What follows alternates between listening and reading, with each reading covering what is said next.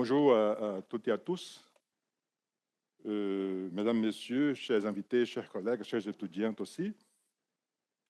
Euh, bonjour. Je m'appelle Francisco Loyola. Je suis professeur à la faculté de sciences de l'éducation, Université de Montréal. Et au nom du comité organisateur, je vous souhaite la bienvenue au colloque international. Parce que nous avons aussi Brésil avec nous à différentes présences. Dialogues transnationaux en sciences, renforcer la diplomatie scientifique pour un développement durable, organisé à notre université un partenariat avec deux institutions du Québec, du Brésil et aussi, je dirais même, de la France. Ces colloques, c'est une continuité du premier événement réalisé en avril 2024 à Rio, Université de l'État de Rio de Janeiro, dont nous avons ici quelques représentants, qui s'appelait Diaspora scientifique et collaboration internationale, les Brésiliens à l'étranger. C'est-à-dire une réflexion à propos de, qu'on appelle en portugais, a fuga de cérebros. C'est un moment fondateur qui a jeté en quelque sorte la base d'un dialogue fécond sur une problématique qui existe partout, y compris présentement, c'est-à-dire les mobilités scientifiques, parfois qui arrivent de façon spontanée et parfois ils sont invités à partir. Les réseaux transnationaux et notamment la place stratégique de savoir dans les relations internationales. Aujourd'hui, ici à Montréal, nous allons élargir en quelque sorte cette conversation. Nous voulons renforcer le dialogue et faire les ponts entre sciences, société et notamment la diplomatie.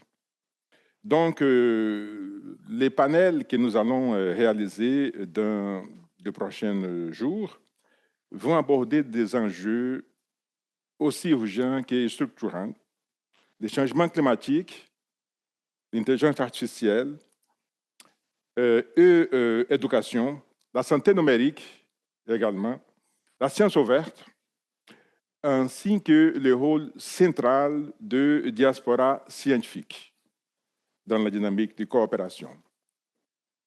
C'est colloque il a un format hybride, hein, c'est-à-dire que nous avons notamment du Brésil, mais aussi d'autres pays comme le Chili, il y a des collègues en France aussi qui nous regardent.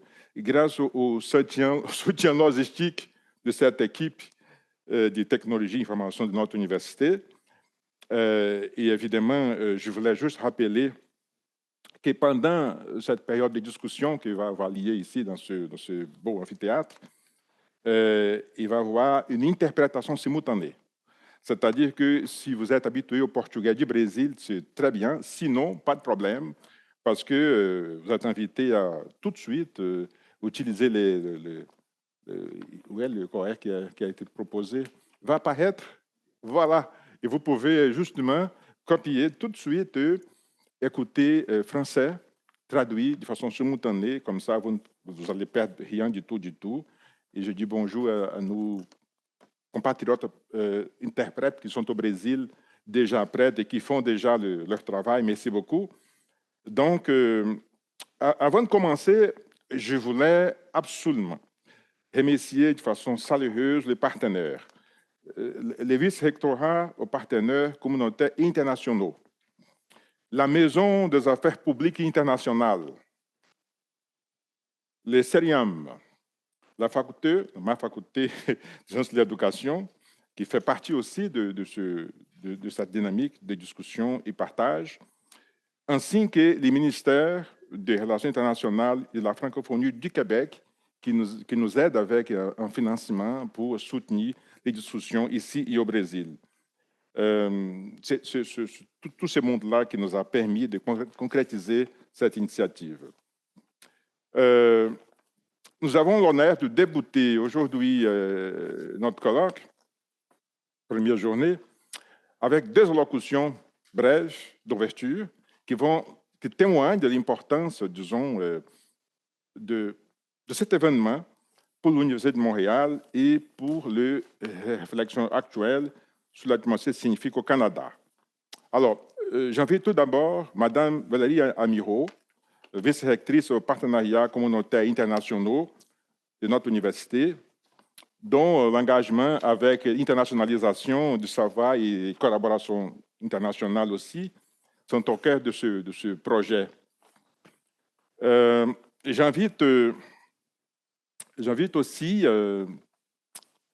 Madame Geneviève Tanguay, s'il vous plaît, vice-conseillère scientifique en chef du gouvernement du Canada, dont le leadership et les travaux dans les domaines de la diplomatie scientifique sont une référence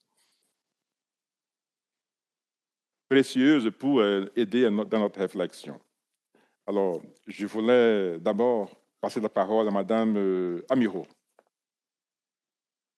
Alors, merci. Est-ce que le micro, je dois le tenir en main ou c'est bon comme ça? Oui, vous pouvez. Allez-y, manuellement. Je m'adresse juste aux spécialistes. Hein. Si je parle comme ça, c'est bon? Tout le monde entend? Alors voilà, je dis d'abord bonjour à tout le monde dans cette salle et à distance. Alors d'habitude, hein, on se disait juste avant de monter sur scène qu'on a l'habitude, nous, femmes, de faire les allocutions comme les hommes, debout. Et que là, on nous demande d'être assises plutôt sur scène, comme si on tenait une conversation. Alors on va essayer de rendre ça le plus convivial possible et adapté à la scénographie qu'on nous a suggérée. Je voudrais d'abord vous souhaiter la bienvenue dans cet amphithéâtre qui est mon amphithéâtre préféré parce que le orange est ma couleur préférée, donc je le souligne. J'ai mis du bleu sur les ongles pour rappeler que je suis à l'Université de Montréal, mais le orange, c'est une très belle couleur, sans symbolique aucune cette semaine. Je vous souhaite la bienvenue au nom du recteur qui ne pouvait être ici et qui sinon se serait joint avec grand plaisir à cette initiative. Et puis la première raison pour laquelle j'ai accepté avec beaucoup de bonheur de vous rejoindre cet après-midi, c'est que je suis très fière de l'engagement de l'Université de Montréal depuis 2021 dans la diplomatie scientifique. Quand on demande aux officiers académiques de faire des allocutions comme ça d'ouverture, il y a souvent un petit côté cérémoniel, parfois un peu artificiel, mais en l'espèce, ça n'est pas du tout artificiel parce que grâce à une personne avec laquelle j'ai la chance de travailler depuis maintenant 4 ans, Alexandre Jay, qui est dans cette salle, l'idée de la diplomatie scientifique a germé au vice-rectorat comme une priorité de positionnement institutionnel qui s'est traduit assez rapidement par une initiative du recteur qui a été d'ouvrir un bureau de représentation de l'Université de Montréal en Europe. Et le mandat de ce bureau est un mandat de représentation de nos intérêts en recherche, de notre excellence académique, mais c'est aussi un bureau dont le mandat est celui de la diplomatie scientifique, c'est-à-dire de porter la voix des recherches qui sont conduites à l'intérieur de l'université, au-delà de nos frontières, en particulier en Europe. La deuxième raison de cette fierté, c'est que nous avons depuis 2021 toute une série d'initiatives qui ont été organisées sous la forme de conférences, de colloques, qui ont été en particulier pilotées par Catherine Régis, mais aussi depuis peu par Michel Audet, qui est avec nous dans cette salle, qui aura l'occasion de prendre la parole pendant le colloque, pendant la conférence, et qui nous accompagne, qui nous cicéronne aussi dans un certain nombre d'organisations internationales avec énormément de tact, de générosité, de bienveillance, et qui nous permet aujourd'hui de nous positionner comme une université de langue française dont la mission en diplomatie scientifique est appuyée par une activité qui sera la dernière que je mentionnerai, une école d'été qui est la seule à se tenir en langue française, consacrée à la diplomatie scientifique depuis maintenant 3-4 ans. On est dans notre 3e édition. On a développé de magnifiques partenariats avec des acteurs de différentes échelles, provinciales, nationales, internationales. On convoque évidemment l'expertise scientifique au service de différentes thématiques, mais on a surtout le souhait d'assurer l'engagement de nos étudiants. Et donc ça, c'est la deuxième partie de mon allocution. J'aimerais souligner qu'en matière de diplomatie scientifique, j'ai été extrêmement surprise au début, puis très convaincue de l'engagement des étudiants et étudiantes de l'Université de Montréal dans ce projet. Je vois devant moi une des représentantes de l'Association des étudiants de chimie qui a organisé un très bel événement il y a quelques semaines autour du rôle des femmes dans la diplomatie scientifique. Et puis, je ne peux faire cette allocution sans mentionner évidemment le rôle central de Amabile Bonassina, qui n'est pas habillée en orange, mais dont je salue la silhouette posée sur ce mur magnifique au fond de l'amphithéâtre, qui est une maîtresse d'œuvre dans à peu près tout ce que nous organisons depuis maintenant 3-4 ans. Je le dis à chaque fois, mais je le répète, elle le fait avec énormément de conviction, de connaissances, bien entendu, et aussi de capacité à engager autour d'elle des acteurs de différentes natures, des acteurs du milieu de l'entreprise, des acteurs du milieu culturel et des acteurs du milieu consulaire. Donc, merci beaucoup de jouer ce rôle de trait d'union avec la société au sens large. Sur le plan de l'allocution, cette fois-ci de la vice-rectrice, j'aimerais faire un petit point de contexte. On a ouvert la semaine lundi avec une soirée électorale qui, je pense, nous a tous, pour les citoyens comme pour les non-citoyens canadiens, les gens qui vivent ici, nous a tous énormément mobilisés. Hein. On était suspendus un petit peu à ce qui allait se passer. Le résultat est ce qu'il est. Mais la raison pour laquelle je le souligne, c'est que la diplomatie scientifique, évidemment, se tient toujours dans un contexte politique qui en détermine à la fois la capacité d'action, les conditions de réalisation. Et dans notre cas, au Canada, nous sommes plutôt très bien placés comparativement à d'autres voisins, plus ou moins proches, qui, depuis quelques mois, notamment dans les cercles universitaires, traversent ou font face à toute une série d'épisodes et de crises assez brutales. Et la raison pour laquelle je fais ce petit préambule politique que certains trouveront peut-être un peu excessif, c'est que je pense qu'en matière de diplomatie scientifique, on navigue entre deux écueils. On navigue d'un côté avec l'écueil de la confiance. On a beaucoup entendu que la science ne recevait plus la confiance des citoyens, que la science était discutée dans son rôle, dans ses découvertes, dans la vérité, que l'ensemble de nos disciplines académiques aspirent à découvrir, à confirmer, à complexifier. Mais de l'autre côté, il me semble aussi qu'on est confronté en matière de diplomatie scientifique à notre capacité d'influence. La planification stratégique de l'Université de Montréal propose, à l'horizon 2032, que l'Université de Montréal soit l'université de langue française la plus influente au monde. On sait tous qu'une planification stratégique, c'est beaucoup de langage, beaucoup de mots, mais il y a quand même du vrai dans le souhait de vouloir penser la réflexion en français, en langue française, avec la capacité d'influence. Et dans le contexte actuel, il me semble que ce qui doit nous rassembler autour d'un sujet comme la diplomatie scientifique, dont vous avez, je vous remercie Francesco, organisé avec Amabile le lien brésilo-québécois grâce au soutien du MRIF. Il me semble que ce qu'on doit parvenir à faire, c'est de réfléchir sur notre capacité d'influence comme universitaire, en tenant compte du fait que il ne me semble pas tant que ça qu'on ait moins confiance dans la science, mais c'est que la place que nous occupons comme scientifiques dans toute une série de cercles s'est rétrécie, a diminué, comme peau de chagrin, voire a disparu. Et que la difficulté à se faire entendre, elle n'est pas tellement liée à nos compétences et à nos capacités analytiques, théoriques ou de démonstration, mais elle est surtout liée à notre capacité de prendre langue, de prendre place et de tenir le rang. Et il me semble que ça, c'est un message à la fois intellectuel et politique sur lequel j'aimerais pouvoir réfléchir avec vous dans les demi-journées qui vont nous rassembler. Parce que comme université, comme officier académique, c'est quelque chose sur lequel nous cherchons sans arrêt à nous appuyer. Nous cherchons à nous appuyer pour trouver des fonds. Nous cherchons à nous appuyer pour recruter l'excellence étudiante, l'excellence enseignante, l'excellence de nos techniciens en recherche, parce que l'université, c'est tout un ensemble de professionnels qui ont à cœur de faire avancer les savoirs à partir de leur propre position, quelle qu'elle soit. Et dans la diplomatie scientifique, on aura l'occasion, j'imagine, d'en débattre et de revenir sur les enjeux de définition. Je ne vais pas passer mon temps devant un auditoire aussi sagace et savant à en parler, mais il me semble que c'est cette question de la positionnalité des académiques et des universitaires sur laquelle j'aimerais qu'on puisse discuter, que vous nous aidiez, nous, comme universitaires en charge de l'administration politique de l'institution, à réfléchir et à mieux nous positionner. Un dernier mot sur le fait que nous sommes dans une configuration plutôt bilatérale. québéco-brésilienne, brésilo-québécoise, que j'affectionne particulièrement parce que le soutien du MRIF nous permet de faire avancer et de maintenir le lien avec des pays auxquels on ne pense pas toujours pour un certain nombre de sujets et avec lesquels il est important de tenir tout événement, quelle qu'en soit sa résonance et sa taille. Là, on est dans de l'hybride, on pourrait être aussi dans du totalement en présence, totalement à distance, peu importe, mais il est important de parvenir à tenir le lien bilatéral fort dans un contexte où nos enceintes multilatérales sont extrêmement fragilisées, mais ne perdent pas pour autant leur sens. Et le bilatéralisme universitaire, c'est, comme je le dis à mes étudiants, je suis sociologue, c'est l'art de tenir une conversation et de la tenir dans la durée. C'est comme en amitié.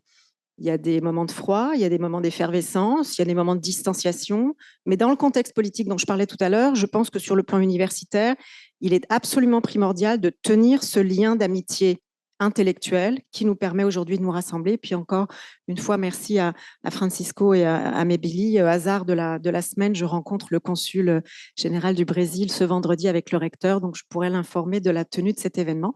Alors, je vous souhaite de magnifiques discussions. Je vous remercie. Je remercie évidemment tous les partenaires, on les a cités tout à l'heure, MRIF, Cerium, la Maison des Affaires publiques et internationales, donc je salue la présence de la directrice. Et puis, merci au professeur Ruffini de nous faire le plaisir de commencer la discussion tout à l'heure. Merci tout le monde.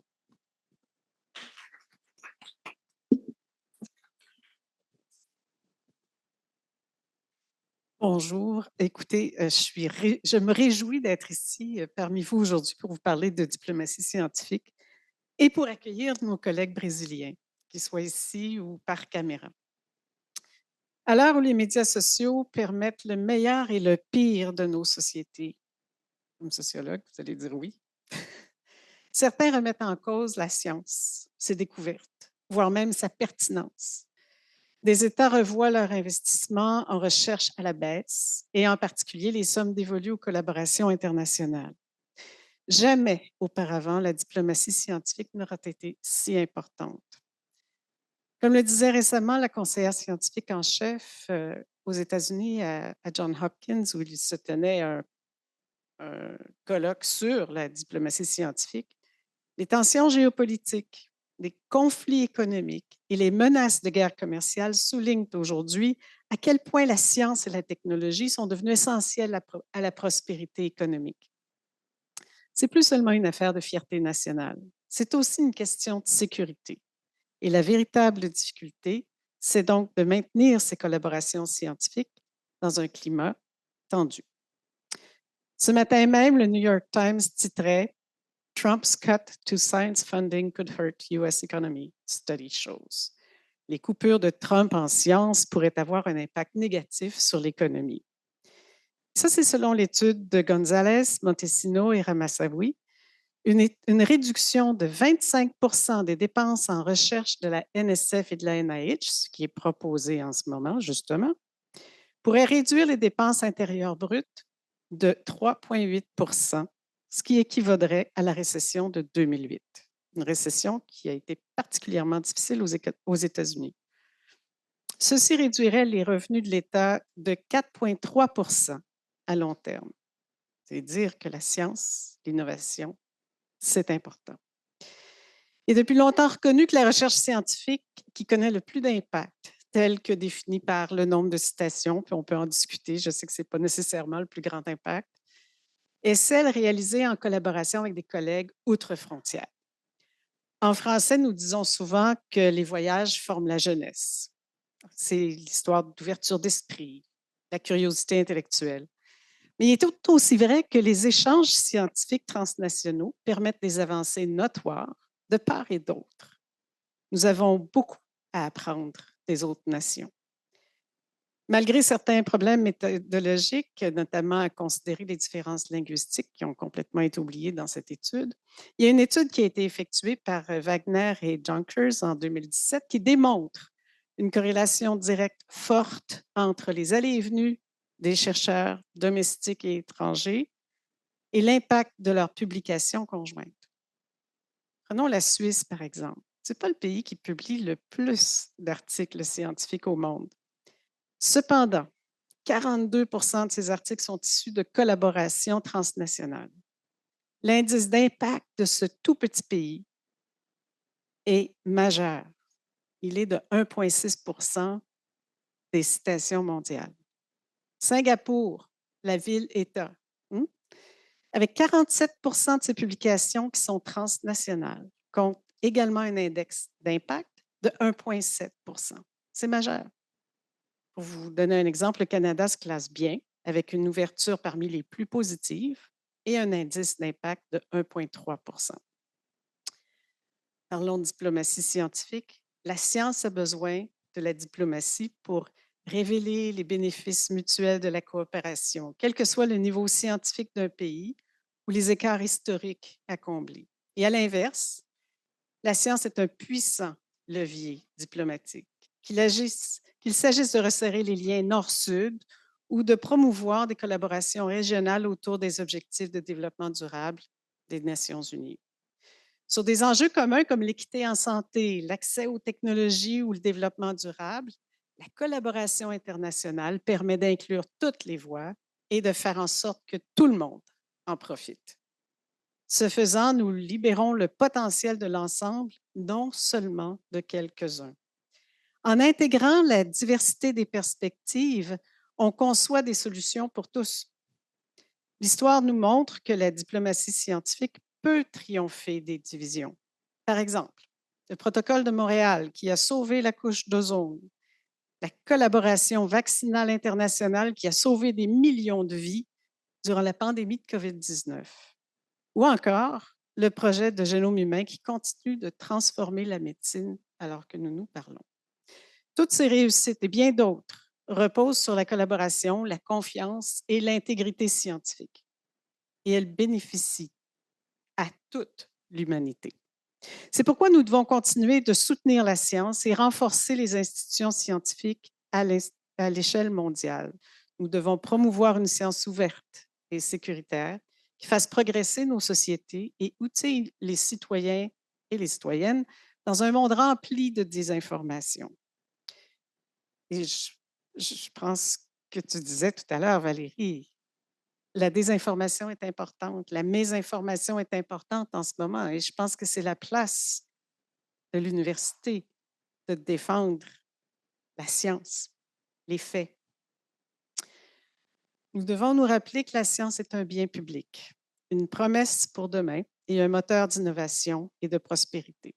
Enfin, rappelons-nous que la science appartient à tout le monde. On ne peut pas imposer de tarifs douaniers sur les connaissances. Profitons-en. Dans le domaine de la recherche, le Canada collabore activement avec le Brésil. En 2008, les deux pays ont établi l'accord cadre entre le gouvernement du Canada et le gouvernement de la République fédérative du Brésil sur la coopération en sciences, technologies et innovation, qui est gérée par le Comité conjoint sur la science, la technologie et l'innovation. C'est Ted Hewitt qui est président de ce comité, coprésident de ce comité en ce moment. Ted Hewitt est aussi le président du Conseil de recherche en sciences humaines et sociales. Son vis-à-vis brésilien est le ministre des Relations extérieures du Brésil. La prochaine réunion de cet important comité, où se passe la diplomatie scientifique, est prévue au cours de l'année 2025. Il devait avoir lieu en 2024, mais ce ne fut pas possible. On l'espère vivement pour 2025. Les principaux thèmes de collaboration en sciences et technologies sont l'intelligence artificielle, tous les secteurs que vous allez discuter pendant les 3 jours, les sciences de la vie, les technologies d'information et de communication en fintech, l'agroalimentaire, l'océanographie, les nanotechnologies et le secteur manufacturier avancé. Afin justement de faciliter les échanges entre le Canada et le Brésil, les 3 agences de financement qu'on appelle plus communément nos conseils subventionnaires de la recherche canadienne, qui sont le CRSNG, les IRSC, le CRSH. Et là, je vous garoche plein d'acronymes. Donc, si vous êtes au Brésil, c'est plutôt difficile. Mais ce sont les 3 conseils subventionnaires qui financent les 3 grands secteurs de recherche. Collaborent fréquemment avec les agences fédérales de recherche au Brésil. Et là, je vous donne les abréviations brésiliennes. CAPES, CNPq, Fiocruz, et l'Agence de recherche de l'État de santé de Sao Paulo la FAPESP, qui est le plus important partenaire et participe régulièrement à l'élaboration de concours de financement de la recherche avec le CRSH, le CRSNG, donc avec nos organismes subventionnaires et parfois avec d'autres agences en Europe, en Afrique et en Amérique du Nord. Le Canada est également heureux d'accueillir plusieurs étudiants brésiliens. Le Brésil est également la principale source d'inscription d'étudiants provenant de l'Amérique du Sud et le plus grand bénéficiaire en Amérique latine du programme canadien des futurs leaders dans les Amériques. En 2023, 15 615 étudiants brésiliens se trouvaient au Canada avec un permis d'études. L'innovation n'est pas en reste, car du côté de l'innovation, en janvier 2023, le Conseil national de recherche du Canada a renouvelé son entente avec Embrapa II et la FAPESP pour 5 ans. Ceci facilite la poursuite des activités de collaboration entre les petites et moyennes entreprises qui sont innovantes. Et puis la diaspora est bien vivante. Environ 71 750 personnes au Canada affirment être d'origine brésilienne. Et en 2021, 48 500 à peu près immigrants au Canada étaient nés au Brésil. Pour conclure, le colloque qui débute aujourd'hui couvre tous les aspects d'importance en ce qui a trait à nos échanges, grâce aux 6 thématiques stratégiques qui ont été nommées par Francesco au début. Il me semble que tous les ingrédients sont présents pour que se poursuive une collaboration durable, des plus fructueuses entre nos 2 États. Les récents exemples à l'étranger que je vous ai nommés plus tôt nous indiquent fortement qu'il faut poursuivre sans relâche nos efforts de diplomatie scientifique, car avant toute autre chose, il s'agit de contact humain. Je vous souhaite donc un colloque des plus fructueux. Merci beaucoup.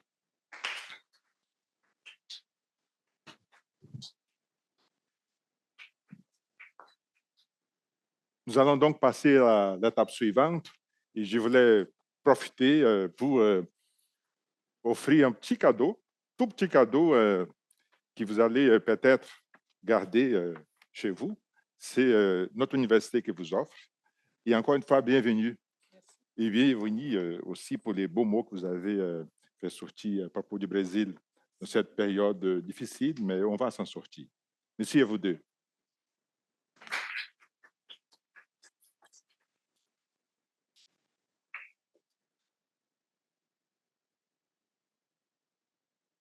Alors, pour continuer, et évidemment, pour entamer officiellement les travaux du colloque, nous avons le privilège d'accueillir une figure incontournable lorsqu'on parle de diplomatie scientifique, le professeur Pierre Bruno Ruffini. Le professeur Pierre Bruno Ruffini est professeur émérite à la Faculté des Affaires internationales de l'Université de La Havre, Normandie, économiste de formation. Il a notamment été conseiller pour la science et la technologie aux ambassades de France et en Russie et en Italie également. Il a consacré de nombreuses recherches incontournables aux liens entre sciences, coopération internationale et action publique. Sa conférence intitulée « La diplomatie scientifique face aux enjeux du monde » aujourd'hui nous invite à réfléchir aux responsabilités partagées de la communauté scientifique, ainsi qu'aux leviers de coopération qui permettent de répondre aux défis planétaires de notre temps. Professeur, s'il vous plaît. Merci, cher Francisco. Merci à vous, chers collègues de l'Université de Montréal. Merci pour votre accueil. Je suis à la fois heureux et honoré d'être parmi vous aujourd'hui et d'être également en liaison avec les collègues brésiliens, que je salue également.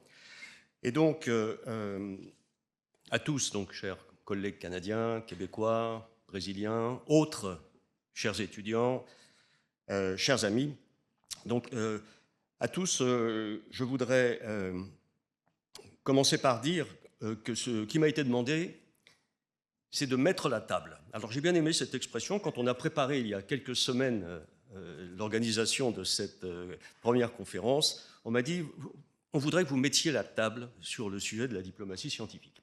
Alors j'ai compris qu'il me revenait de faire un cadrage général, d'essayer au fond de vous donner une vue d'ensemble de ce que l'on peut comprendre par diplomatie scientifique. Et c'est ce à quoi je vais m'atteler. Alors, vous savez sans doute que c'est un vocabulaire récent qui est apparu, qui a commencé à circuler il y a une quinzaine d'années, qui est à la mode.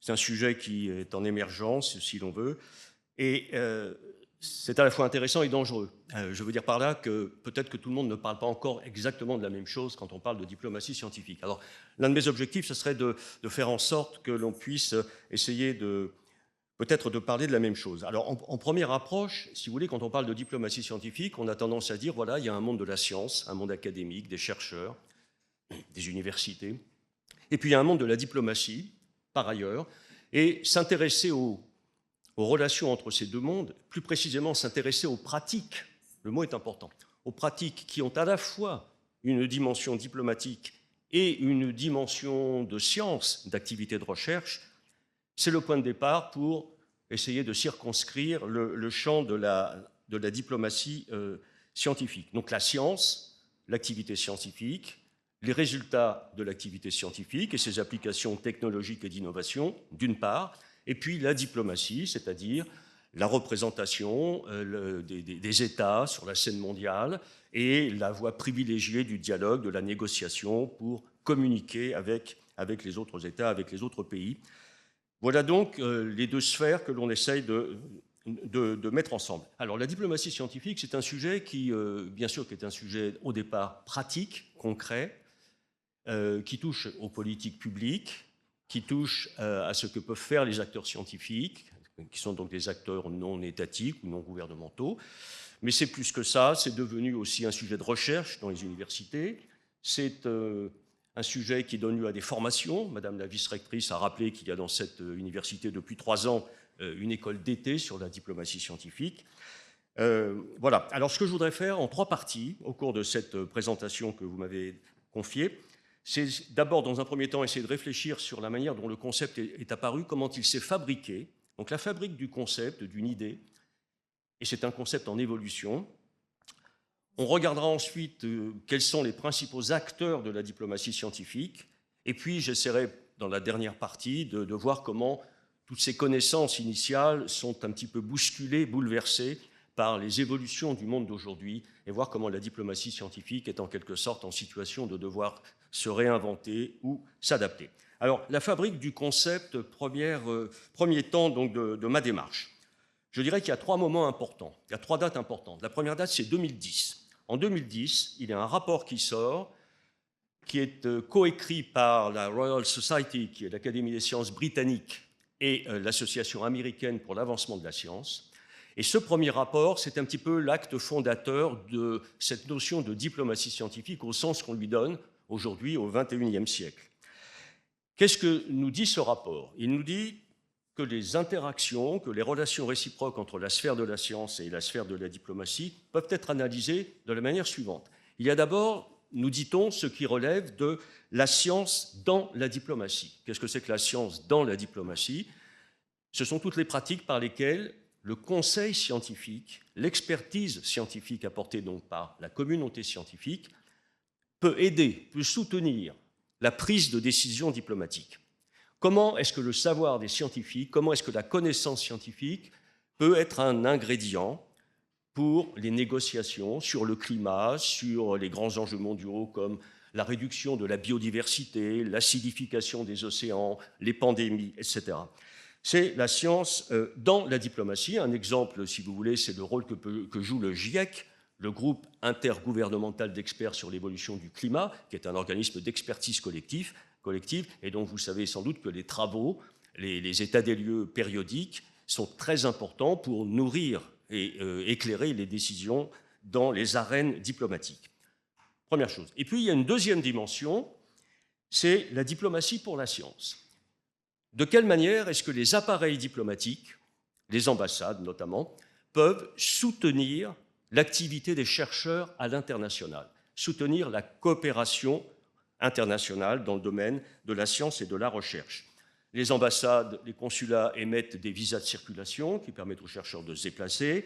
Elles postent dans leur représentation à l'étranger des attachés scientifiques, dont le rôle est d'accompagner la coopération internationale et la mobilité internationale, entre autres.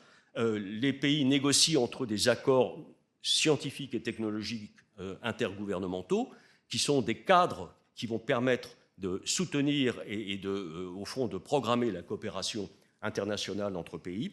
Voilà des exemples de ce qu'est la diplomatie pour la science. Et puis, il y a aussi toute l'intervention des pays dans la création des grandes infrastructures de recherche, infrastructures multinationales de recherche. Je parlerai par exemple de ITER. ITER, c'est le réacteur thermonucléaire expérimental international qui est en cours de construction dans le sud de la France. Bon, ça a supposé un effort diplomatique énorme pour se mettre d'accord sur la création de cette infrastructure qui sera opérationnelle à la fin des années 2020. Voilà des exemples. Et puis, troisième dimension, nous dit ce fameux rapport de 2010, troisième dimension, c'est la science pour la diplomatie. Alors ça, c'est une idée qui est différente, qui est intéressante, parce qu'on nous explique en effet que la coopération internationale, dans certaines situations, peut être une sorte d'avant-garde ou de substitut à la diplomatie officielle. Il y a des situations où les pays ont des relations politiques peut-être tendues, difficiles, et dans ce genre de contexte, eh bien, il est possible, nous dit-on, que les échanges entre chercheurs permettent de maintenir ouverts des dialogues, des voies de dialogue, que les échanges entre chercheurs permettent au fond d'exercer peut-être un rôle parfois de diplomatie parallèle. Je citerai comme exemple de la science pour la diplomatie le fameux discours prononcé par le président Barack Obama en 2009 au Caire. Il va au Caire en 2009, il veut relancer au fond la relation entre les États-Unis et les pays du monde arabo-musulman. Et parmi les choses qu'il annonce, eh bien, il annonce qu'il va envoyer des émissaires de la science, donc des scientifiques américains de très haut niveau, pour essayer de reconnecter à la base avec la communauté scientifique en Égypte, en Jordanie, mais aussi plus loin dans d'autres pays arabo-musulmans, essayer de reconnecter les échanges et essayer de montrer en quelque sorte que l'Amérique ne sait pas, enfin, sait parler un autre langage que celui de la guerre. La guerre en Irak a été une sorte de gros échec précédent. Et donc voilà un exemple, si vous voulez, de coopération scientifique qui serait motivée en vue d'essayer d'atteindre un objectif diplomatique, la science pour la diplomatie. Alors en 2017, deuxième temps dans cette rétrospective, en 2017, il y a 4 professionnels de la diplomatie scientifique qui ont tous comme caractéristique d'avoir été des conseillers scientifiques auprès de leur gouvernement ou auprès du ministère des Affaires étrangères de leur pays, et ils sont tous les 4 de pays différents, qui proposent ce qu'ils appellent une taxonomie alternative. La première taxonomie, si l'on veut, c'est celle de 2010, et en 2017, que nous dit-il ? Eh bien, ils cherchent à répondre à une question. Pourquoi est-ce que les pays investissent leurs ressources ou des ressources dans la diplomatie scientifique ? Et ils répondent de 3 manières. Ils disent, premièrement, c'est en vue de promouvoir à travers ça les intérêts nationaux. Deuxièmement, c'est en vue de promouvoir des intérêts transfrontaliers. Lorsque, par exemple, il y a des problèmes à résoudre, imaginez qu'on ait un bassin de ressources qui soit commun à plusieurs pays. Vous pouvez penser, par exemple, à un fleuve, à un bassin hydrographique, le Nil en Afrique, le Danube en Europe, le Mékong, enfin bon. Eh bien, il y a là aussi besoin, nous disent-ils, de diplomatie scientifique pour essayer d'avancer ensemble des intérêts transfrontaliers. Et puis, troisième chose, ce sont des actions, nous disent-ils, pour promouvoir les intérêts mondiaux, c'est-à-dire s'organiser pour faire face de la meilleure manière possible, pour que la science puisse proposer de la meilleure manière possible eh bien, un éclairage quant aux grands enjeux mondiaux que j'ai déjà cités. Alors, ça peut sembler un peu trivial de dire, au fond, on regarde les intérêts. Cette deuxième taxonomie, elle a eu quand même un avantage, c'est qu'elle a mis sur la table justement cette question des intérêts dont on ne parlait pas vraiment avant, les intérêts des pays, et donc elle a introduit davantage de réalisme dans le discours. Et puis, troisième temps, cette année, il y a 2 mois, eh bien, la Royal Society et l'Association américaine pour l'avancement de la science ont publié une mise à jour de leur rapport de 2010. Donc 15 ans après, eh bien, c'est une sorte de document qui, au fond, fait plusieurs choses. Premièrement, ce document essaie de répondre à toutes les critiques qui avaient été émises lors de la publication du rapport de 2010, qui a été extrêmement influente, mais qui quand même laissait dans l'ombre tout un certain nombre de choses. Alors en effet, le rapport de 2025, cette mise à jour, nous dit oui, en 2010, peut-être nous avons eu une vision trop naïve, trop idéalisée de la diplomatie scientifique. Ce rapport nouveau, cette mise à jour, reconnaît en effet que les intérêts nationaux, qui avaient été sous-estimés, jouent un rôle, reconnaît que la compétition entre les pays, c'est aussi quelque chose qui peut avoir sa place et pas simplement la coopération scientifique. Ce rapport reconnaît aussi dans sa mise à jour que les relations de pouvoir, les asymétries, les phénomènes de domination, notamment du Nord sur le Sud, dans des activités scientifiques, tout ceci aurait dû être pris en compte, de même que des pratiques qui sont des pratiques dont on ne parlait pas, mais le vol de la propriété intellectuelle, voire l'espionnage scientifique. Bref, ce rapport essaie de mettre à jour les informations, la perception des choses, dans une perspective qui est sans doute plus réaliste et beaucoup plus adaptée au monde d'aujourd'hui, mais je vais y revenir. Et puis ce rapport, il explore des nouveaux champs. Qu'est-ce qui a changé dans la géopolitique du monde en 15 ans? Et qu'est-ce qui a changé aussi sur le plan des technologies et des nouvelles technologies? Mais bien sûr, j'y reviendrai un peu plus loin. Alors cette mise à jour qui a eu lieu en 2025, elle n'a pas surpris tous ceux qui avaient suivi toutes les questions de diplomatie scientifique. Je cite 3 dates importantes, mais il y a eu et il y a de plus en plus d'études qui sont faites, soit par ceux qui s'intéressent aux politiques publiques, soit ceux qui sont dans la sphère académique et qui réfléchissent en tant que chercheurs sur la diplomatie scientifique. Donc tout le monde avait bien vu que les choses étaient en train de changer. L'intérêt de ce rapport, ce 3e rapport, c'est qu'il émane non pas de la sphère académique, il émane d'une réunion d'AGI d'experts qui sont des experts diplomatiques, des politiques publiques, de la gouvernance mondiale, mais aussi de l'académie, et donc qui nous donne cette vision actualisée de la diplomatie scientifique. Alors, arrivé à ce stade, je voudrais faire peut-être un moment de pause pour faire 3 remarques. 3 remarques pour essayer de préciser le concept et la fabrique du concept. Première chose, quand on parle de diplomatie scientifique, il y a quelque chose de spécial. Et ce qui est spécial dans la diplomatie scientifique, ça vient de la science, ça ne vient pas de la diplomatie. Vous connaissez cette phrase de Louis Pasteur, la science n'a pas de patrie, la science n'a pas de patrie parce que le savoir est le patrimoine de l'humanité, le phare qui éclaire le monde. Nous y voilà, vous avez parlé, madame, de la science comme promesse pour demain, j'aime cette formule. Dans la diplomatie scientifique, il y a la science. Et la science, bien évidemment, ce sont les valeurs universelles de la science, c'est l'universalité des savoirs, ce sont des valeurs de transparence, de rationalité, de désintéressement de la communauté scientifique, de travail pour le bien commun, la science travaille pour le bien commun.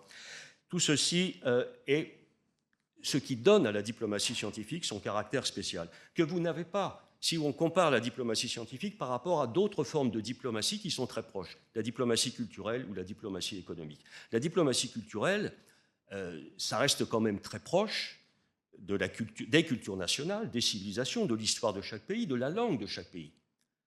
Quant à la diplomatie économique, dont le but est de soutenir les intérêts économiques des exportateurs et des investisseurs nationaux, on est là dans un domaine qui évidemment est encore plus éloigné de ce que l'on dit ou pense concernant la diplomatie scientifique. Donc ce qui est spécial dans la diplomatie scientifique, ça vient de la science. Je me rappelle avoir lu il y a quelques années sur le réseau social qui s'appelait à l'époque Twitter, encore, une jeune personne, une jeune femme qui se présentait en écrivant « I am a science diplomacy enthusiast ». Je suis une passionnée de diplomatie scientifique. On peut être passionné de diplomatie scientifique, ça m'étonnerait bien qu'on puisse être passionné de diplomatie économique. Voilà la différence.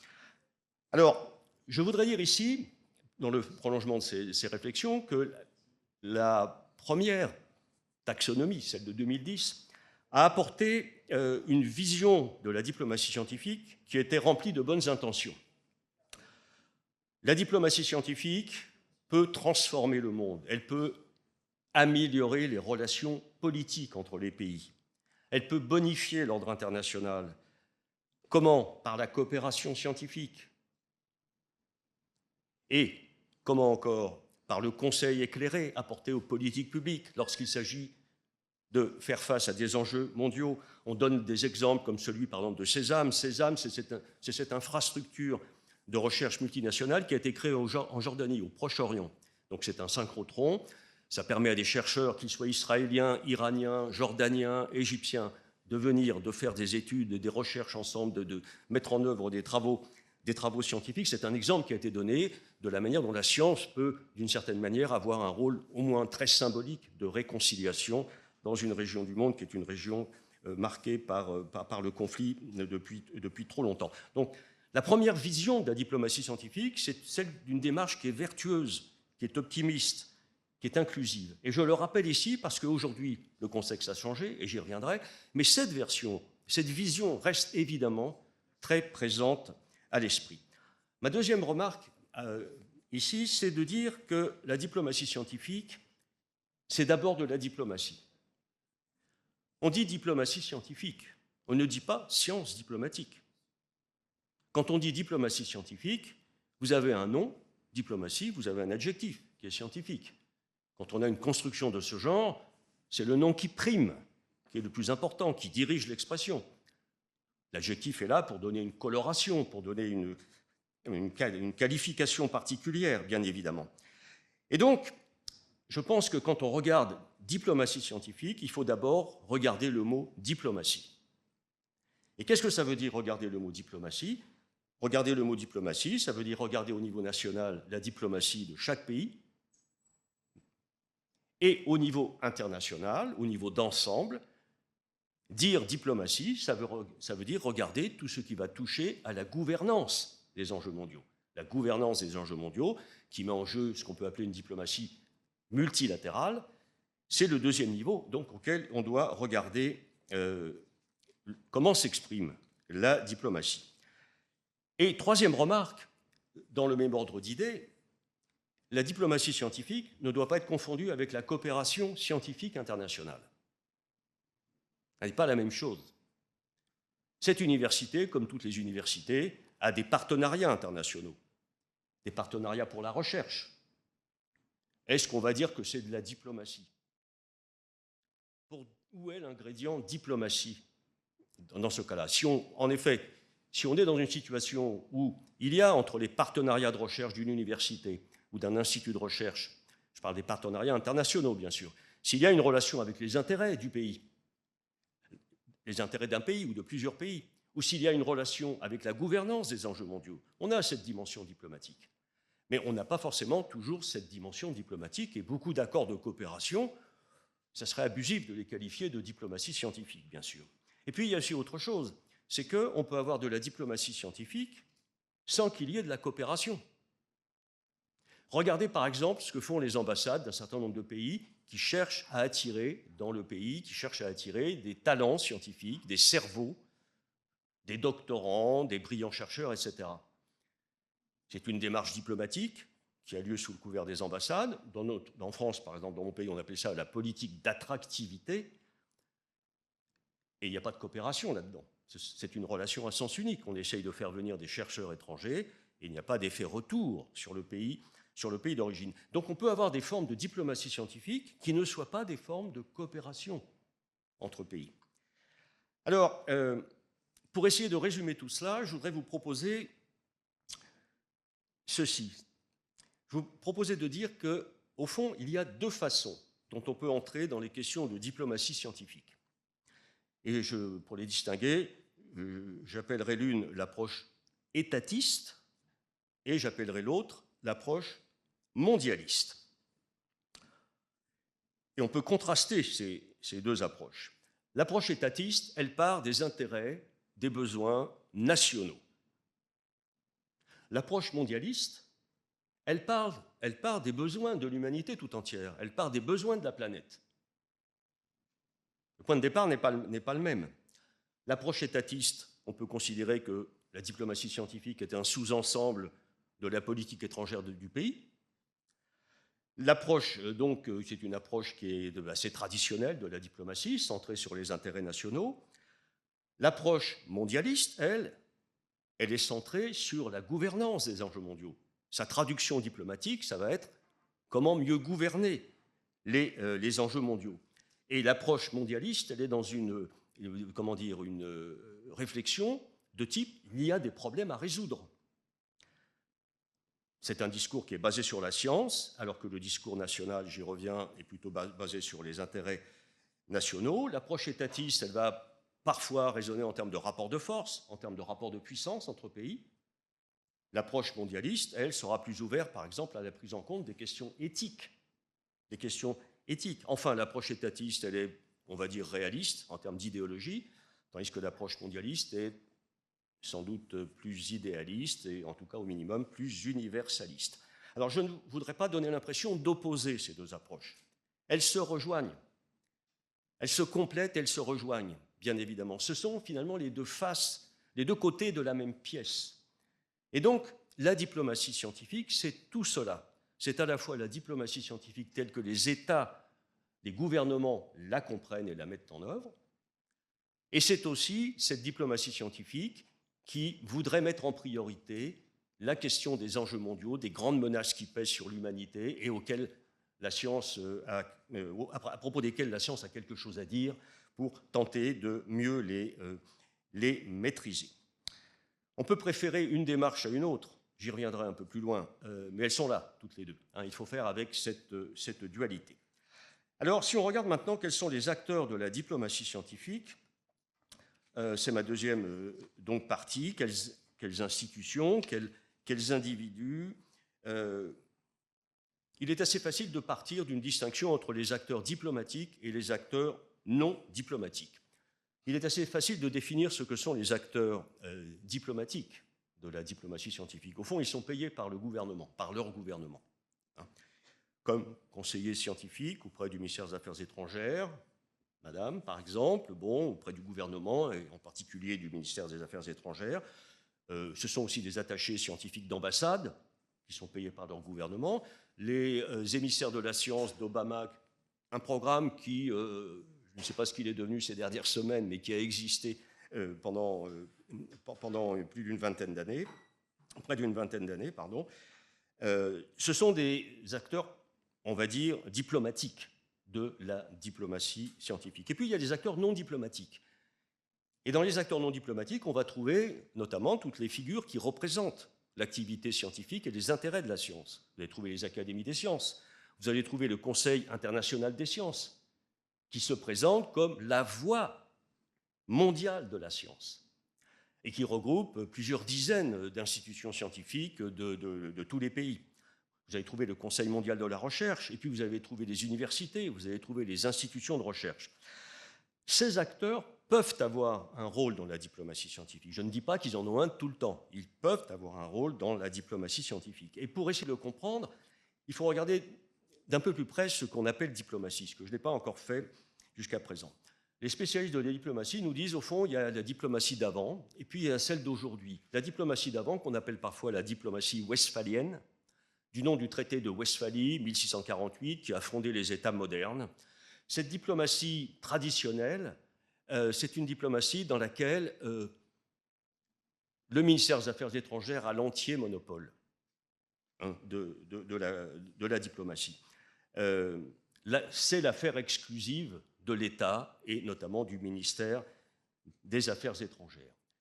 Et puis, dès la deuxième moitié du XXe siècle, après la Deuxième Guerre mondiale, on a vu émerger progressivement cette idée que la diplomatie, en général, était en train de se transformer. Elle se transformait et elle continue de se transformer par le rôle plus important qui est reconnu aujourd'hui aux acteurs non gouvernementaux, aux acteurs non étatiques.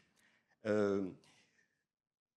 on développe aujourd'hui cette idée qu'au fond, cette nouvelle diplomatie, comme on l'appelle parfois, eh bien, c'est quelque chose de plus complexe, qui bien sûr est la projection, la mise en forme, la projection des intérêts de l'État à l'international, mais sur un certain nombre de sujets qui doit incorporer la vision des acteurs non étatiques, que ce soit les entreprises, que ce soit les ONG, que ce soit bien sûr les universités ou les centres de recherche. On est donc dans cette nouvelle diplomatie avec une vision inclusive de ce qu'est la diplomatie, et c'est intéressant pour la communauté scientifique, cette orientation, cette évolution. C'est intéressant parce que la communauté scientifique, de par ses habitudes de travail à l'international, de par la tradition d'échange par-delà les frontières qui est, disons, l'essence même de l'activité de la recherche, eh bien, la communauté scientifique est déjà en quelque sorte en bonne position pour être un acteur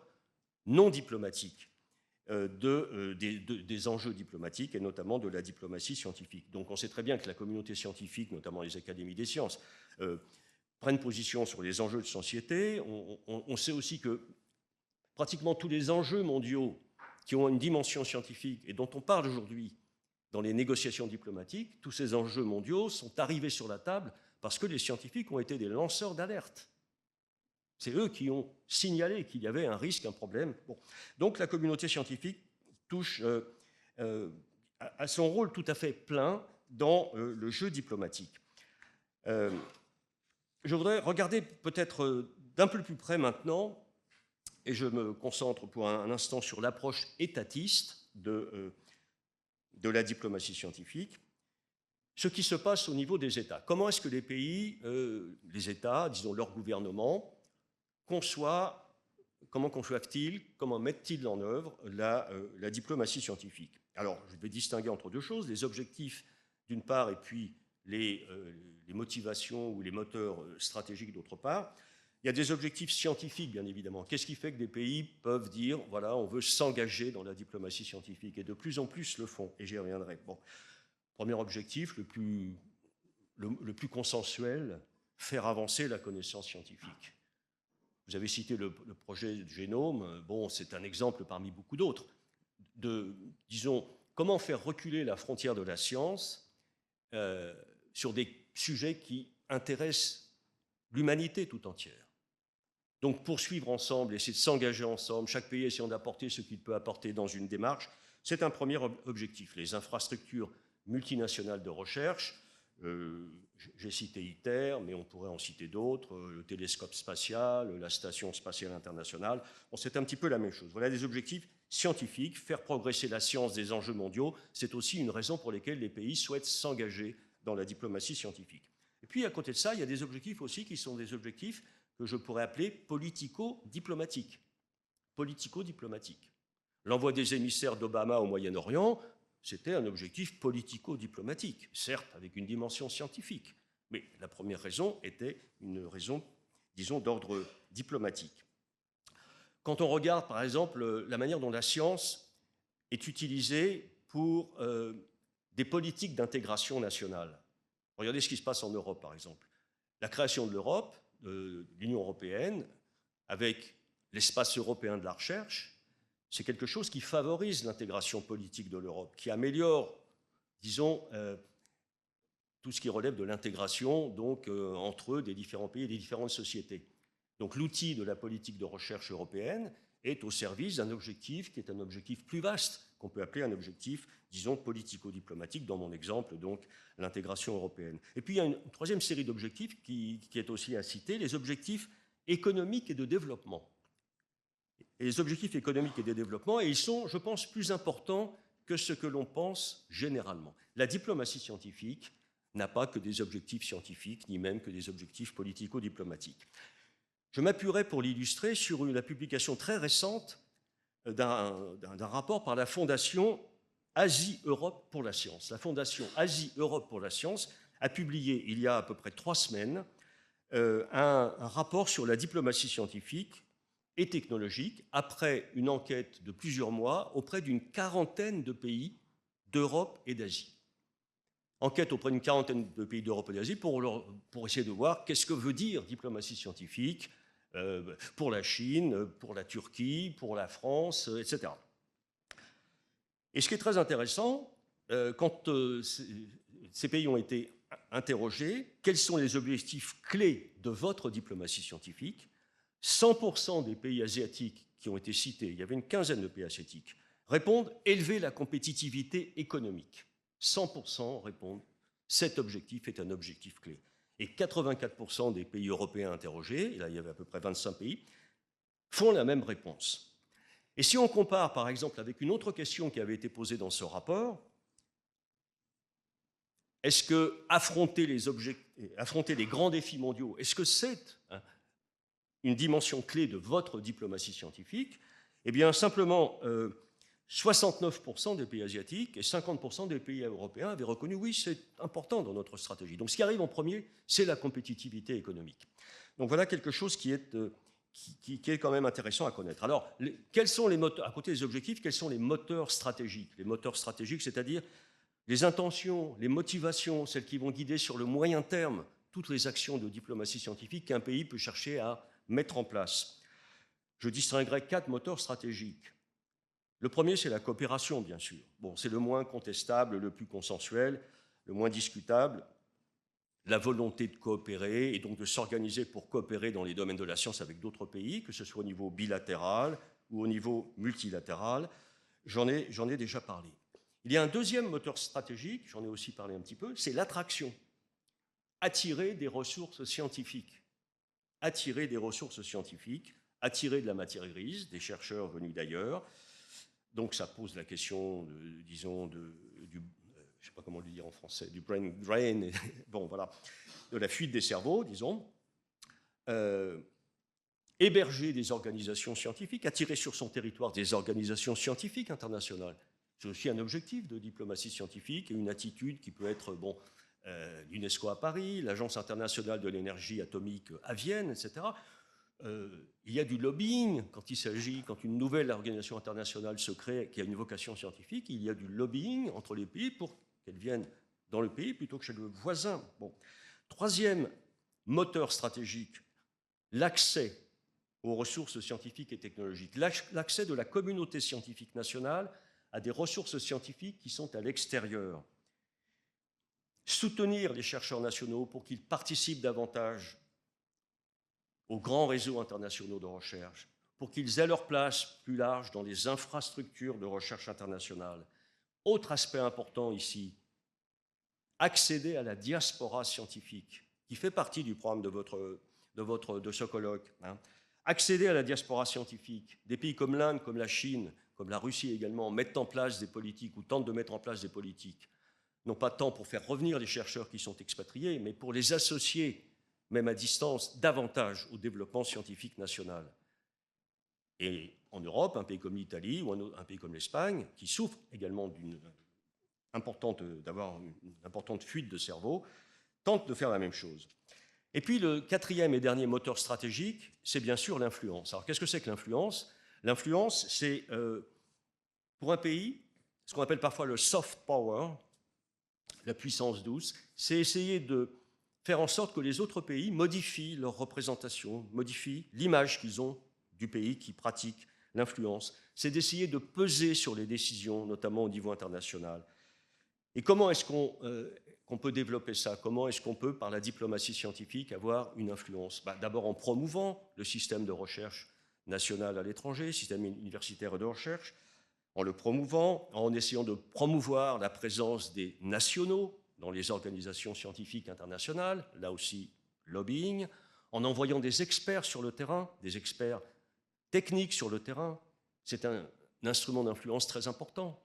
Hein, quand vous envoyez des experts techniques en Afrique pour mettre en place un système d'épuration d'eau ou créer un hôpital, etc., à la suite de cette opération-là, eh bien, disons à l'occasion de cette opération-là, on exporte aussi une façon de travailler, on exporte des standards, on exporte des normes avec des commandes en retour sur les entreprises nationales, donc c'est un enjeu d'influence important. Garder le contact avec les anciens étudiants ou les anciens chercheurs qui sont passés dans le pays, garder le contact avec eux. Ils sont venus, ils sont étrangers, ils sont repartis. Ce sont des ambassadeurs informels du pays qui les a formés. Hein. La France, l'Allemagne ont créé des plateformes pour essayer d'assurer le suivi de tous ceux qui, à un moment ou un autre, sont passés en France pour essayer de garder le contact le plus possible. C'est aussi une attitude d'influence. Alors, j'ai cité 4 moteurs stratégiques. Les 3 derniers que j'ai cités, l'attraction, l'accès et l'influence, ce ne sont pas des moteurs qui mettent en œuvre la coopération. Ils mettent plutôt des formes de compétition entre pays en jeu. Hein.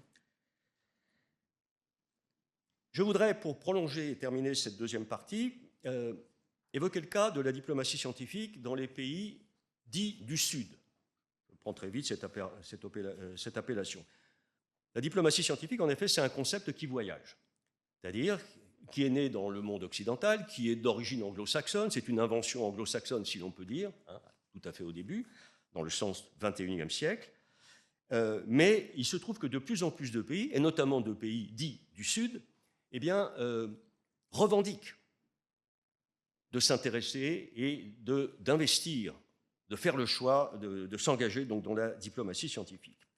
J'ai fait il y a 2 ans une étude avec une collègue pour essayer d'en savoir plus sur le sujet. Et nous avons mené des interviews auprès d'experts de 5 pays, le Brésil, la Colombie, l'Inde, le Pakistan et la République sud-africaine. Dans ces pays, la diplomatie scientifique est en construction. Elle est revendiquée et elle est en construction. Au Brésil, d'ailleurs, elle met un accent, nos collègues nous le rappelleront, elle met l'accent très fortement sur l'innovation, diplomatie scientifique et d'innovation. Eh bien, les résultats de notre enquête ont été très convergents. Quels sont les objectifs prioritaires? Que nous répondent les gens que nous avons interrogés? Qu'est-ce qui est attendu de la diplomatie scientifique nationale mise en place? Améliorer la capacité nationale d'innovation, améliorer le système scientifique national, promouvoir le développement économique.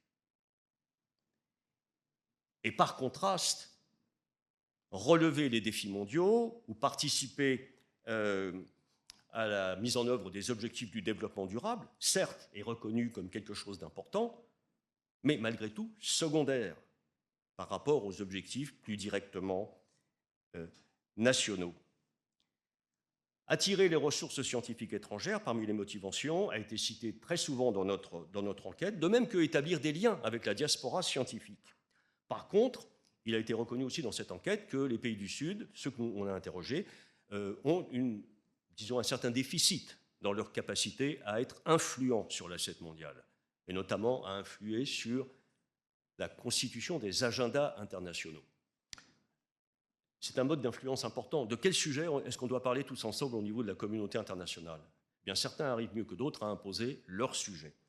Alors, cette étude que nous avons réalisée nous apprend 2 choses. La première chose n'est pas une chose très surprenante, c'est qu'au fond, les pays du Sud, ils font comme les pays du Nord. Ils regardent d'abord quels sont leurs intérêts, et leurs intérêts sont différents. Ils sont plus axés sur le développement que sur d'autres objectifs plus larges. Plus intéressant, cette enquête nous a montré une chose assez nouvelle finalement. Quand on est dans la représentation du Nord historique de la diplomatie scientifique, on a été sur cette idée que les pays qui les premiers ont été visibles par leur diplomatie scientifique étaient des pays déjà développés, avec un système scientifique déjà développé. Et donc on a retenu peut-être au début cette idée qu'il fallait avoir d'abord un système scientifique national relativement puissant pour être capable de se projeter à l'international. Et ça, c'est la vision qui a été peut-être la première vision au Nord. Et quels sont les pays dont on parlait pour leur diplomatie scientifique il y a 15 ans, 20 ans? C'était plutôt les États-Unis, la France, le Royaume-Uni, enfin quelques autres, etc., des pays déjà développés et scientifiquement développés. Donc cette vision, en quelque sorte, du Nord, avoir un système scientifique développé comme condition préalable à la mise en œuvre d'une diplomatie scientifique, est complètement renversée au Sud, avec ce que nous avons pu constater. Au contraire, la diplomatie scientifique est vue comme le moyen d'accéder au développement. Vous voyez, c'est une séquence inverse, une causalité qui est inverse. Donc, l'exemple des diplomaties scientifiques des pays du Sud nous apprend des choses. Le Sud a des choses à nous apprendre sur la diplomatie scientifique. J'en viens maintenant à ma 3e et dernière partie. Je voudrais essayer maintenant d'ouvrir sur les défis du monde d'aujourd'hui. Quels défis lancer à la diplomatie scientifique dans le monde d'aujourd'hui? On admet que la diplomatie scientifique est à la recherche de nouveaux modèles, on dit parfois de nouveaux paradigmes, c'est à peu près le synonyme. Qu'est-ce qui a changé depuis une quinzaine d'années? Les défis, les grands enjeux scientifiques sont toujours là.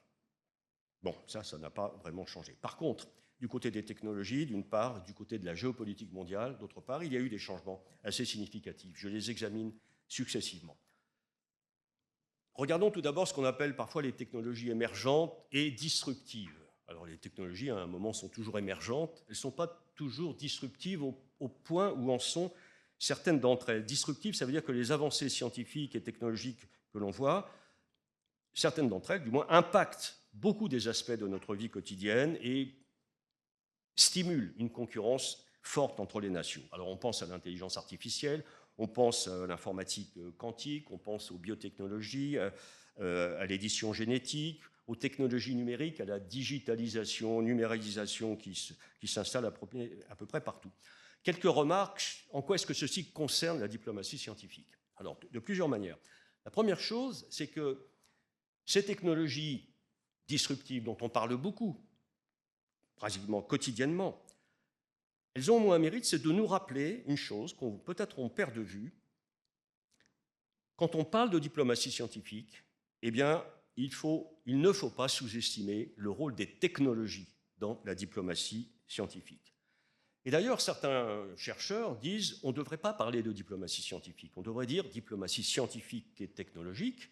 Et certains même proposent de dire qu'il faut parler de diplomatie techno-scientifique, hein, de même que certains parlent des technosciences. D'ailleurs, les sociologues et les historiens nous montrent très facilement qu'il est pratiquement impossible de dissocier ce qui est science et ce qui est technologie. La science a vocation à s'incarner dans des nouvelles technologies, très généralement, et inversement, les technologies, les équipements technologiques sont utiles, sont nécessaires même pour faire progresser le savoir de base. Hein. Donc ça, c'est une chose. Mais ce qui est plus important ici pour nous, c'est le lien entre la science, les technologies et les relations internationales. L'histoire des avancées dans les sciences fondamentales montre que les avancées dans les sciences fondamentales ne peuvent avoir une influence sur les rapports politiques entre les pays ou sur l'ordre politique du monde qu'à partir du moment où ces avancées scientifiques s'incarnent dans de nouvelles technologies, dans de nouvelles applications.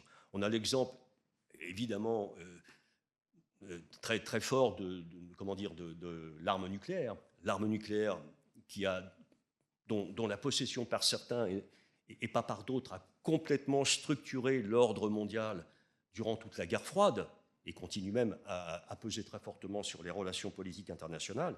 Bon, l'arme nucléaire, c'est une traduction technologique d'avancée dans la science fondamentale, mais s'il n'y avait pas eu cette traduction fondamentale, si la science n'était pas sortie du laboratoire, il n'y aurait pas eu d'influence des avancées scientifiques sur l'ordre du monde.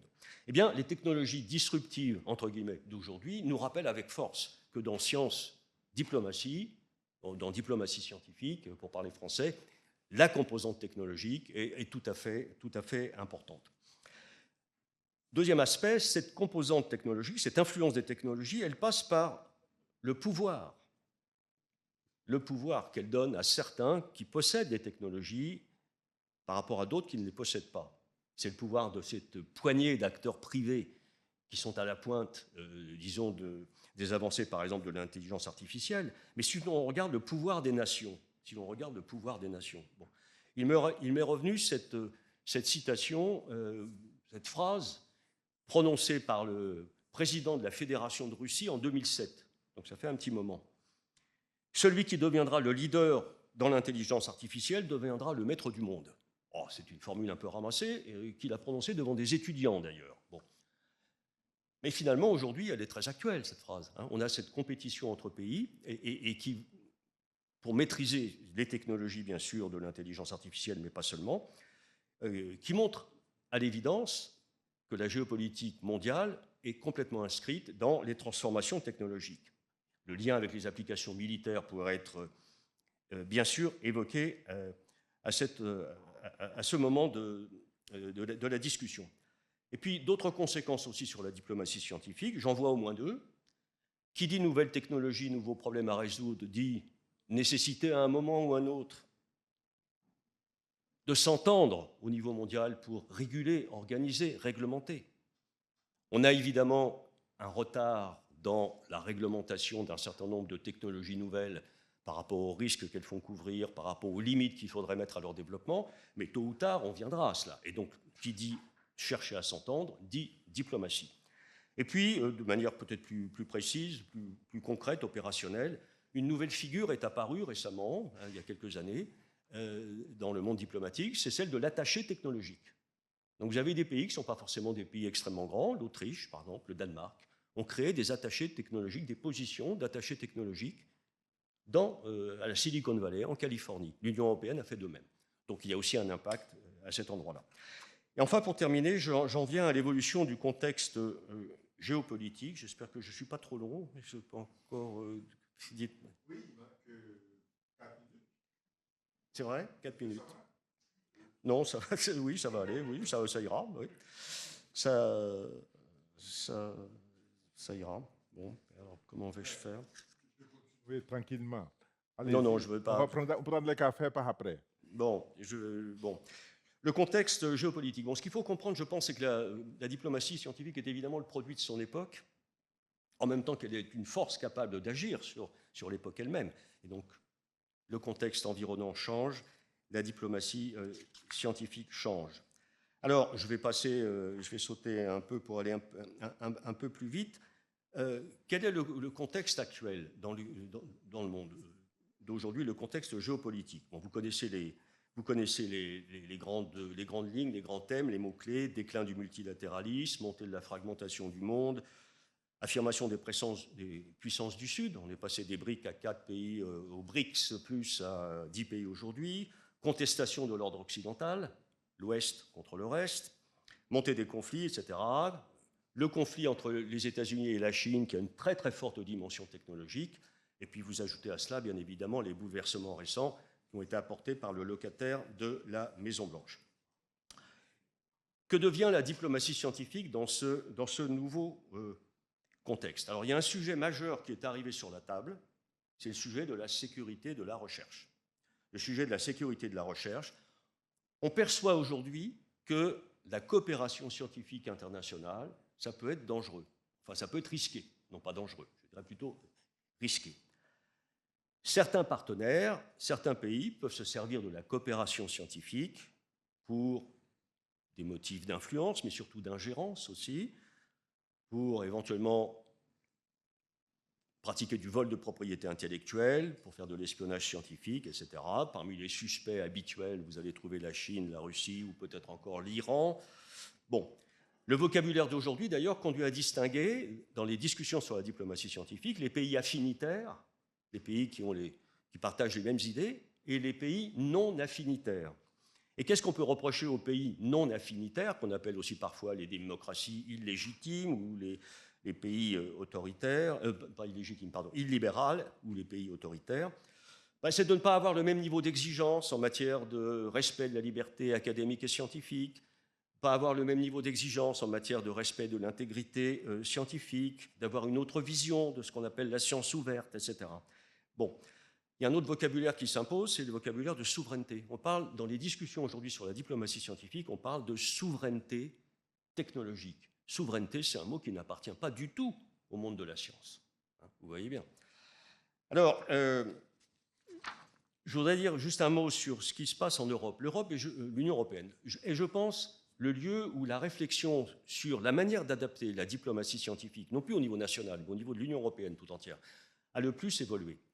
Il y a eu toute une réflexion, il y a un rapport qui est sorti il y a 2 mois, après le travail pendant plusieurs semaines de plus d'une centaine d'experts, intitulé « Un cadre européen pour la diplomatie scientifique ». Que dit ce rapport? Il dit des choses très directes. La diplomatie scientifique doit cesser d'être naïve. Elle doit parler le langage de la réelle politique. Il faut faire un usage stratégique de la diplomatie scientifique. Ça veut dire la mettre au service de l'objectif d'autonomie stratégique de l'Union européenne. Et concrètement, il y a 2 lignes d'action qui sont retenues dans ce rapport. La première, c'est dans la coopération scientifique de continuer à promouvoir ce qu'on appelle les valeurs européennes. Alors, les valeurs européennes sont souvent moquées en dehors de l'Europe. Bon. Mais tout de même, par exemple, les programmes cadres de l'Union européenne, Horizon Europe actuellement, rappellent très directement que les pays qui ne sont pas en Europe et qui pourraient vouloir travailler avec l'Europe doivent, dans les accords signés, doivent s'engager à respecter des valeurs comme l'égalité de genre, par exemple, l'égalité de genre, bon, le respect des libertés académiques, etc. Donc la projection des valeurs est un instrument qui, à mon avis, est propre à l'Europe, pour essayer d'influencer ou disons, de sauvegarder le sens de la diplomatie scientifique telle qu'on veut la pratiquer. Et puis, deuxième axe d'action, être plus sélectif dans le choix des secteurs et dans le choix des partenaires. Donc, procéder à une sorte d'inventaire systématique des coopérations avec les pays extérieurs, avec le reste du monde, dans le domaine scientifique et technologique. Par exemple, dans le cas de la Chine, la Commission européenne dit, voilà, dans les biotech, dans l'alimentation, dans la santé, dans l'économie verte, coopérer avec la Chine, oui. Dans l'intelligence artificielle ou dans les neurosciences, c'est jugé risqué. Et par contre, à éviter comme secteur, tout ce qui concerne les coopérations avec la Chine dans le domaine des technologies quantiques ou des technologies spatiales. Donc là, c'est une sorte de, comment dire, de sélectivité qu'on applique au secteur. On applique aussi cette sélectivité aux partenaires. Hein. Et là, je voudrais simplement prendre une chose. Vous savez peut-être qu'il y a dans les programmes cadres de l'Union européenne, il y a les 27 pays membres qui profitent à plein des dispositions. Et puis, il y a un certain nombre de pays qu'on appelle des pays associés, qui ont passé un accord avec l'Union européenne et qui bénéficient à peu près des mêmes droits, pas très loin, mêmes droits et devoirs que les pays membres. Il y a 18 pays associés. Et les pays associés traditionnels ont été des pays voisins de l'Europe, la Norvège, ou les pays candidats à l'entrée dans l'Union européenne, la Moldavie, la Géorgie, etc. Et qu'est-ce qu'on a vu depuis 3 ans? On a vu apparaître comme nouveaux pays associés la Nouvelle-Zélande, la Corée du Sud et, vous le savez, le Canada. Et ça, c'est intéressant parce qu'on n'est plus dans une logique géographique, de proximité géographique avec l'Europe. On est typiquement dans une logique affinitaire. Ce sont des alliés. Ces pays sont vus comme étant des alliés. Voyez, et donc, c'est ça, une utilisation stratégique de la diplomatie scientifique. Alors, je voudrais maintenant terminer, si je peux avoir j'avais une dernière page que j'aurais voulu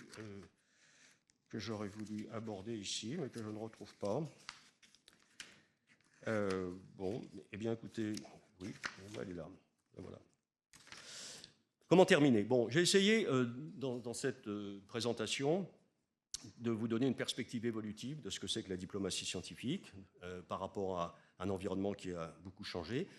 J'ai essayé de vous donner aussi un principe de lecture, qui est celui de la tension entre les intérêts nationaux et les intérêts mondiaux, cette tension permanente, et en montrant que le curseur aujourd'hui s'est déplacé davantage vers les intérêts nationaux que vers les intérêts mondiaux. Hein. Alors il y a une question qui est posée parfois, est-ce qu'on a besoin de plus de diplomatie scientifique? A-t-on besoin de plus de diplomatie scientifique? À cette question, moi je réponds par une autre question.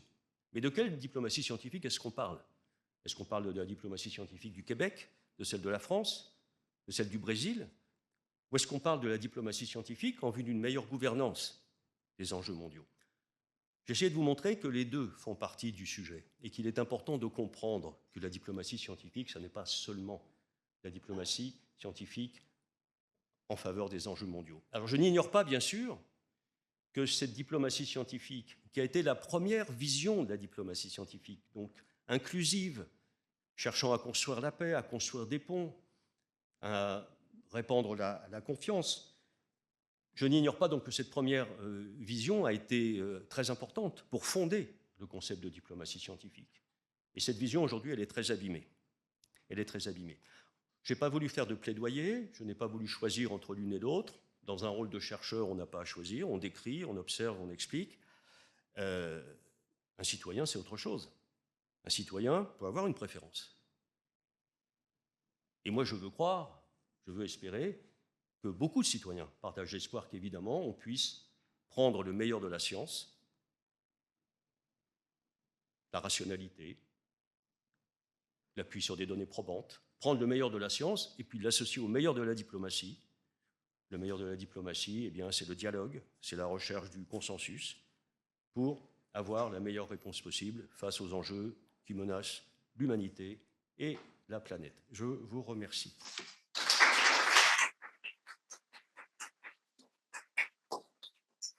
Nous avons quand même quelques minutes que je vais vous proposer de formuler des questions. Nous avons la possibilité, si vous acceptez, 3 questions, peut-être 4 questions, Et comme ça, on peut répondre d'un seul coup. C'est bon? Alors, j'invite les participants à peut-être collaborer pour approfondir. Le prof a fait une question, il a répondu partiellement. Donc, je pense que vous avez d'autres questions aussi pour approfondir la question qu'il a suscitée. Est-ce que quelqu'un est intéressé à... Voilà, les micros sont là. Voilà une question pour Kofi. Kofi, avant que tu commences à parler, je me demande si quelqu'un d'autre veut aussi participer. Voilà. On commence avec toi, la question 1. Oui, ma question, mon nom d'abord, c'est Kofi. Je suis sociologue. Je vous remercie beaucoup pour votre prestation que j'apprécie beaucoup. Ma question, c'est que j'aimerais savoir, en toute franchise, quelle est l'entité? Est-ce que vous pouvez nous dire la position ferme de la diplomatie scientifique? Parce que je vois que le nom même découle de deux entités ou bien de deux ministères, par exemple. Que ce soit le ministère vous avez parlé de l'ambassade, les ambassadeurs doivent quand même participer également pour développer ces genres de diplomatie. Et au même moment, on sent également les chercheurs qui sont en jeu. C'est-à-dire que la recherche technologique, tout ça là, c'est au niveau de l'université, des chercheurs qui vont toujours développer ou bien créer, innover. Bon, maintenant, moi, j'aimerais savoir, est-ce que la diplomatie scientifique, est-ce que c'est sous la domination uniquement de l'ambassade ou bien du ministère de l'Intérieur ou bien de l'enseignement supérieur? Dans quelle position on pourrait toutefois situer ça? Est-ce que la diplomatie scientifique est une organisation à part entière absolue? Et comment travaille-t-elle ou bien comment ça se développe? Voilà ma question. Est-ce qu'il y a d'autres questions? Voilà une autre question. Le micro.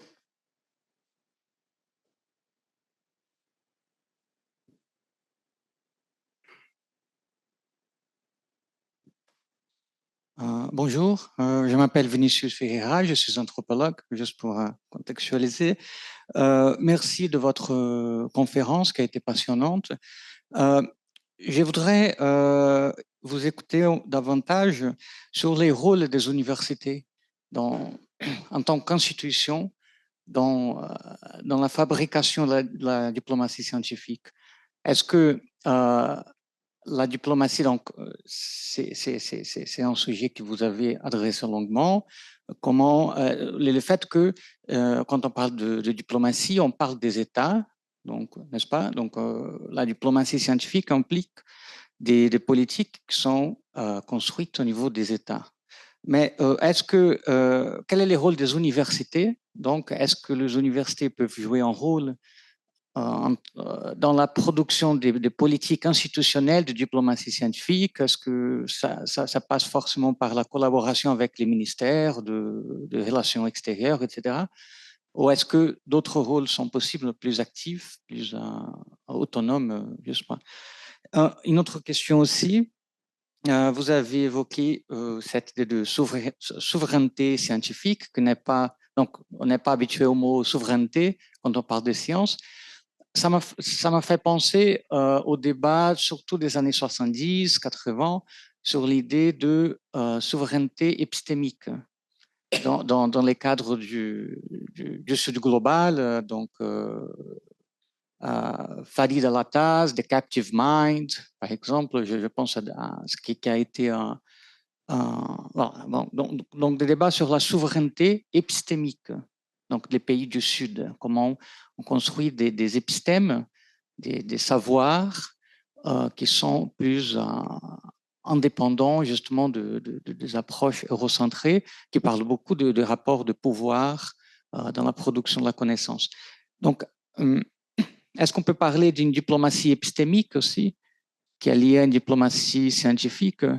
Comment est-ce que... voilà, pour revenir aux questions de rapport de pouvoir aussi dans la diplomatie scientifique. Avant de passer la parole, il y a encore deux questions, voilà, et une dernière des publics. Le public aussi a posé des questions, on va sélectionner une. Allez-y. Bonjour, merci pour la conférence. Alexandre G, conseiller stratégique à l'Université de Montréal. Je voulais revenir sur un aspect des organisations multilatérales. Vous l'avez mentionné qu'il y avait un multilatéralisme qui était en déclin, si j'ai bien compris, au début de la conférence. Mais dernièrement, au mois de mars, on a vu l'UNESCO se saisir justement de cet enjeu-là de diplomatie scientifique avec un conseil ministériel, puis d'inviter les organismes de la société civile à participer à ce débat-là. Est-ce qu'on pourrait s'attendre justement d'une institution comme l'UNESCO d'arriver possiblement dans le futur avec une recommandation comme elle a pu avoir une recommandation sur la science ouverte et donc d'arriver à une définition possiblement, je dirais, qui fait un consensus aussi au sein de différents États membres de l'UNESCO? Merci beaucoup. Une question du public? Oui? Et ça marche? Merci. Une question de Amanda Léal sur Zoom qui a été envoyée aussi. Donc, comment voyez-vous le rôle des organisations à but non lucratif pour l'avenir de la diplomatie scientifique? Aura-t-il plus d'espace pour une diplomatie multipartite ou, en fait, les tensions géopolitiques croissantes demandent une diplomatie plutôt restreinte au niveau des États? Voilà, nous en sommes. La parole est à vous. Ah, merci pour toutes ces questions. Bon, je vais essayer de les reprendre rapidement dans l'ordre. Alors, vous posiez la question de qui, j'ai bien compris, voilà, qui dirige ou qui pilote la diplomatie scientifique, et vous avez évoqué le rôle du ministère des Affaires étrangères, vous avez aussi parlé du ministère de la Recherche, bon. Alors, en fait, les deux ministères, dans tous les pays, les deux ministères sont impliqués. Toujours. Bon, et il se trouve, quand on regarde les pays, que parfois, certains ministères sont plus en avance que d'autres pour promouvoir l'idée de diplomatie scientifique. En République centrafricaine, c'est le ministère de la Recherche qui est plus en avance que le ministère des Affaires étrangères. La même chose en Espagne, par exemple. On dit parfois ceci, on dit qu'il y a une division des rôles entre les deux ministères. C'est-à-dire qu'un ministère de la Recherche, il est en charge, au fond, de proposer à l'exécutif la politique de recherche de la nation. Donc, dans quel domaine est-ce qu'il faut essayer de pousser, quel secteur, quelle avancée pousser dans le cadre des, des priorités de recherche nationale. Et ça, c'est le ministère de la Recherche qui fait ça.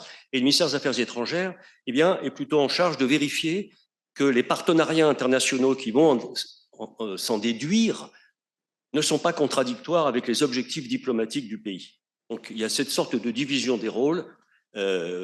Voilà, le ministère des Affaires étrangères ne s'intéresse pas au contenu scientifique proprement dit, mais a plutôt tendance à voir la cohérence de la politique de recherche à l'international d'un pays par rapport à la politique étrangère du pays. Donc, on a les deux ministères qui sont je crois, impliqués. Et alors, pour répondre aussi d'une autre manière à votre question, ça m'amènera à la question suivante. Je ne l'ai pas dit, mais dans la construction des pratiques de la diplomatie scientifique, on admet en général que les initiatives peuvent partir d'en haut, elles peuvent être descendantes, hein, top-down pour parler en français, ou elles peuvent être bottom-up, c'est-à-dire elles peuvent être ascendantes. Et il y a un mix des deux qui fait qu'on a des initiatives de diplomatie scientifique qui peuvent être initiées par le gouvernement, partir d'en haut, hein, et d'autres qui peuvent être initiées à la base par des universités ou des organismes de recherche. Mais attention, et c'est là que j'en viens maintenant à votre question à vous, vous demandez quel est le rôle des universités. Alors ça, je sais que c'est une question qui est débattue, qui n'est pas complètement tranchée. Bon, moi, je fais partie de ceux qui pensent qu'une université ou un institut de recherche n'a pas en tant que tel sa diplomatie scientifique, n'a pas en tant que tel sa diplomatie. Une université peut avoir une stratégie internationale de recherche. Elle a des partenaires à l'étranger, elle a des objectifs de recherche qu'elle partage avec d'autres.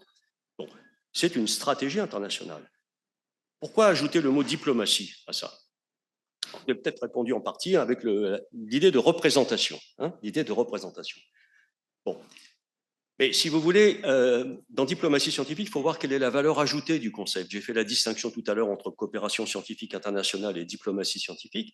Je la reprendrai ici. Je pense que les universités ou d'autres acteurs qui ne sont pas des acteurs diplomatiques officiels, bon, participent à des opérations de diplomatie scientifique. Et encore une fois, ça peut être initié par le haut ou initié par le bas. On peut avoir un rôle diplomatique, on peut avoir un rôle dans la diplomatie scientifique. Voyez-vous ? Par exemple, des chercheurs qui s'investissent dans l'expertise scientifique avec leur gouvernement, ou des chercheurs, des scientifiques qui ont conseillé l'accord sur le nucléaire avec l'Iran de 2015. Il y a eu, disons, un ingrédient scientifique important. Ces chercheurs-là ont joué un rôle diplomatique à un certain moment. On emploie souvent les mots pour décrire ça, enfin c'est une question que les chercheurs cherchent à analyser, les sociologues en particulier, de la co-construction. Comment est-ce que les décisions qui sont prises, qui mêlent à la fois du scientifique et du diplomatique, comment sont-elles fabriquées? Cette idée de co-construction, de coproduction de décisions. Bon, avoir un rôle diplomatique ne fait pas de vous quelqu'un qui a une diplomatie, qui a sa propre diplomatie. Je dirais la même chose pour les universités. Alors la souveraineté épistémique, bon, je vois ce que vous voulez dire, parce qu'effectivement c'est un argument qui est développé au Sud, à mon avis à juste titre, hein, bon, qui pose une question à laquelle moi je ne sais pas répondre très honnêtement. Est-ce que les valeurs de la science sont universelles ou est-ce qu'elles sont seulement occidentales?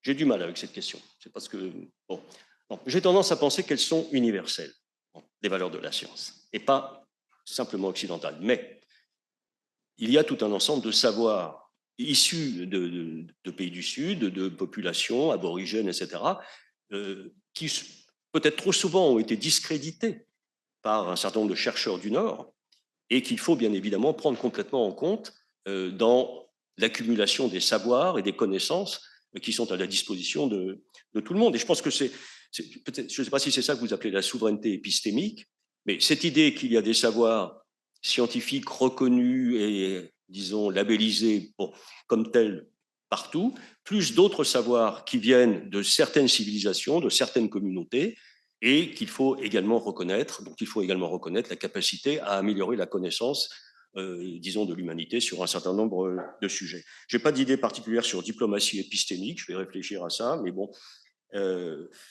Vous avez parlé aussi du recul, oui. J'ai évoqué le recul du multilatéralisme d'une manière générale, très générale. Bon, effectivement, non, c'est vous-même, là-bas, pardon, c'est vous. L'UNESCO, mais on peut dire aussi l'Agence universitaire de la francophonie avant l'UNESCO, 3 ou 4 ans avant, a produit un manifeste sur la diplomatie scientifique.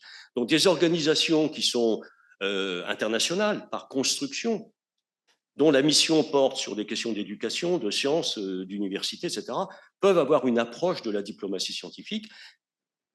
Leur approche est nécessairement mondialiste, enfin dans ma classification un peu simpliste, hein, elle est nécessairement mondialiste.